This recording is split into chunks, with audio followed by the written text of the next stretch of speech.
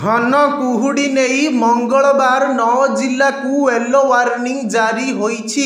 ए सबु जिला गुड़िक मध्यरे केन्द्रापड़ा, जगतसिंहपुर, कटक, खोर्धा रहिछि। सेहिपरि अनुगुल, ढेंकानाल, गंजाम को घन कुहुड़ी नहीं सतर्कता जारी होईछि। जाजपुर और नयागढ़ जिले में मध्य कुहुड़ी देखाजिबो।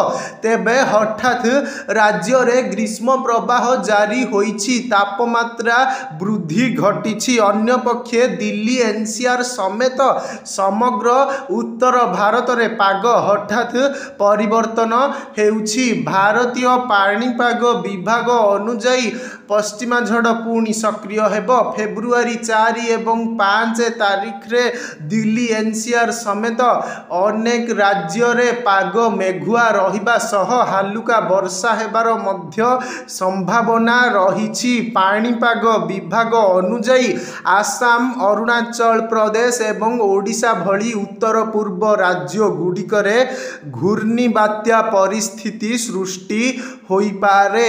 हिमाचल प्रदेश एवं जम्मू काश्मीर रो अनेक अंचल रे तुषारपात जोगु तापमात्रा माइनस रे अछि।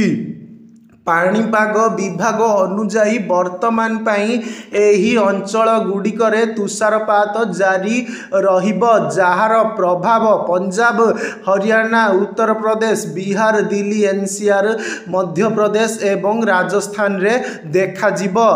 पहाड़ गुड़िकरे तुषारपात जोगु एही राज्य गुड़िकरे ठंडा बढ़िपारे।